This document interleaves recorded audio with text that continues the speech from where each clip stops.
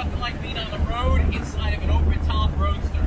Any day that you're out driving in a Viper is a good day. What's up, guys? Welcome back to the channel. Today we're going to talk a little bit more about my 1995 Dodge Viper. So here's my 1995 Dodge Viper as you see it. It's currently sitting with about 3,000 miles on it. I was very fortunate to find a low mileage example, but I did have to take care of some things. The car was sitting for 29 years pretty much, and it doesn't like to sit, so it needed some work to get it back up to snuff, and I got it to that point now, and I'm really happy with it. In my opinion, it doesn't get any meaner than a Gen 1 Dodge Viper RT10. See, if you take a look real quick, you'll be able to see this Viper is like a museum piece. Let's see if I can show you the mileage in here. You should be able to see it right there. It is currently sitting at 3,105 miles. This car is perfect in almost every way.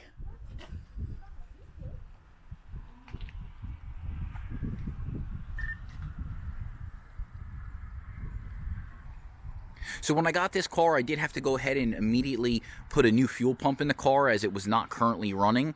I was fortunate enough to know what it was and diagnose it, which helped me to be able to make a wise purchase. But it's a very common problem with the Gen 1 Vipers that you end up having to remove the fuel tank, and it's actually located here in the trunk of the vehicle. Here is where the fuel tank is actually located. It looks a little bit ugly right this moment, but I have the plastic panel that covers this whole area, but it has to be removed when you go ahead and do the fuel pump. So for the next 100 miles, I'm actually leaving it out just to make sure I don't have any issues with the fuel pump, because it is a riveted in component. So, but this is the trunk of the vehicle. You got your spare tire, like I said, fuel pump there. This harness that you see here too, this actually gets held up really nice and cleanly across the back, so don't judge the car for that. Like I said, I just have the panel off while I'm working on it. But not a lot of room for storage. But if any of you had a Viper model, it opens just like the model, which is pretty cool. One of the fun things about owning one of these Gen 1 Vipers, and scary thing at the same time, is that whether your wife, girlfriend, kids, even yourself, if you're not paying attention, you will absolutely burn yourself on these side pipes right here. Once you get used to it, it's not bad, but man, do they get hot. They've gotten so hot, not mine in particularly, but on other cars throughout the years, that they can actually start to bubble the paint.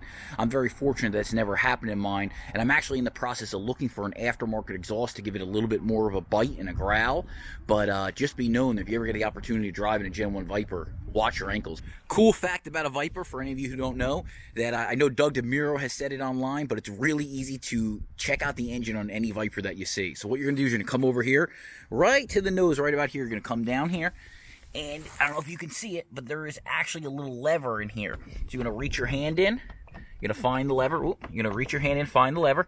You're going to push down on it, 2 clicks. Down, see there's the lever moving. Once that, your hood's going to pop up here in the front, like so. At that point, there's another lever right here.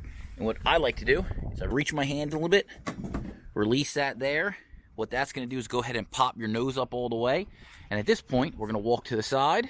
All right, we're actually going to switch over to this side because it's a little bit easier to show you with the lighting right now. But like I said, really important. One hand's going to come up here. The other one's going to go in the corner. So I like to put my left hand if I'm on the passenger side here. My right hand goes here. And very gently, you lift up. Once you get to about there, and it's pretty simple. Here's the hood up on it. And you can see it's just a massive hood. Absolutely massive. But look what it's covering. Beautiful V10 engine. I know I've said it in other videos, but I'll let you guys know in case you didn't know. They ended up going to Lamborghini for help with the aluminum block, because this is not the steel block like a lot of people think in the trucks. This is its own proprietary V10 block, and it's just kind of cool. I'm a big Lambo guy, so it's very cool that Lamborghini had such a part of making the Viper. Check that out, Sneaky Pete. The truth is, working on a Viper is pretty simple. A lot of people may be scared, but this is just pretty much standard early Dodge, and it's really easy to get to everything. You got to recharge your AC. There's your components right there. You remove this for when you're doing a tune-up. Some people remove the wiper cowl as well. I found that you didn't really have to do that, but you remove the intake here, and then you can get to all your plugs and wires that are down here. Yep, there are all your plugs and wires for the passenger side, at least. Some of the things that I did on here is I did a new, obviously did a tune-up. So we did new spark plugs, we did new wires. Now we were fortunate while the transmission was out, we were able to actually put on a new wire set then, which I'll show you that if you ever have to pull your transmission out to do anything, in my case I had to do the front input shaft seal on my trans from sitting for a while. And in my opinion, you would be a fool if you don't go ahead and change your wires at the same time. So it just made it really easy to do, and it was just, it would have been silly not to do new wires at that time. So if you ever end up having to pull your transmission, that is the best time in the world to do a tune-up on these vehicles, because it's just so easy to get your hands up in there. Speaking of upgrades, a common problem is that the power steering pump has been known to fail. And it's not so much the pump itself, it's more of the pulley is known to fail and actually take out all the belt and the accessories. But I did go ahead and change it to the new upgraded variant. And you can see it's a billet aluminum power steering. It changes by a bracket and the pulley itself. We also put a new belt on the car while we were in there. Now, some of you guys are going to question me based on that this car only has 3,000 miles. Hey, Will, what's the condition of the tires? Well, I'm embarrassed to say it, but it's the truth that these are the original 1994 tires on this car. They look great, great tread, but yeah, no, they're a little old. So they're hard like hockey pucks. So it makes it fun to slide around. It's pretty cool to do burnouts with it, but ultimately, I'm going to have to bite that bullet. It's around $450 a tire, I think. So I'm going to have to bite the bullet and put about $2,000 worth of tires on this car. So part of ownership, I guess, part of the fun. If you're going to buy one for yourself, you might be able to find one with new tires. I took the low mileage and the clean example car. I figured I'd deal with the tires later. All right, now when it comes time to close the hood, this is where it's even scarier, and you really kind of got to know what you're doing. Open is the easy part. Closing it is, you want to see right here, here's the latches, all right? You got one on each side, and then you also have latches that are going to bite up front. If you look right in the corner, 1, 2. So the best way to do it, I find, is you're going to lower it from one side, right? So we're going to bring the one side down. We're going to line up and make sure it goes into this mount as well as the other one. And then from there, I'll show you what we do in the front. So here we go. Ready? Right, now that we got everything lined up, we got both our latches in the front by the doors. We made sure we're over here on our latches. And like I said, what you want to do, you want to peek down. So kind of know where to place your hands. And then what I like to do is brace myself and go 1, 2, 3. It feels scarier than it really is, but you just want to make sure you do it the right way.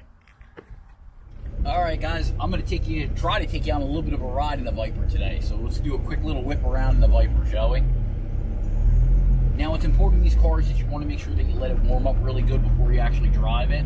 So I always like to give it about 5 to 10 minutes before I drive my cars. Here we go.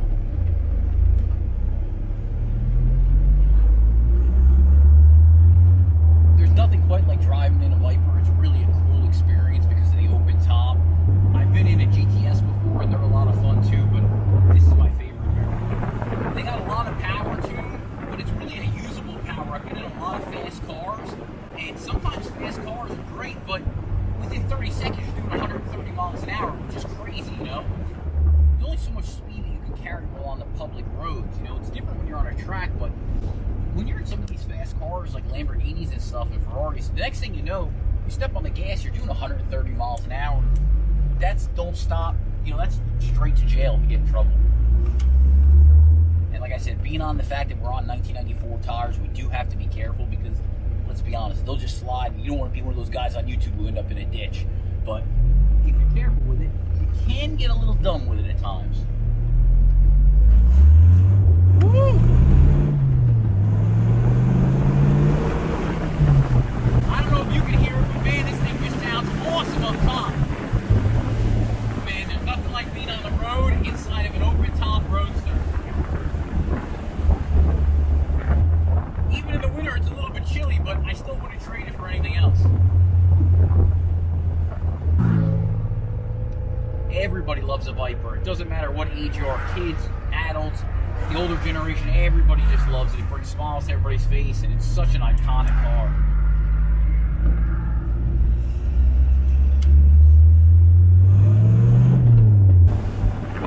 Any day that you're out driving in a Viper is a good day.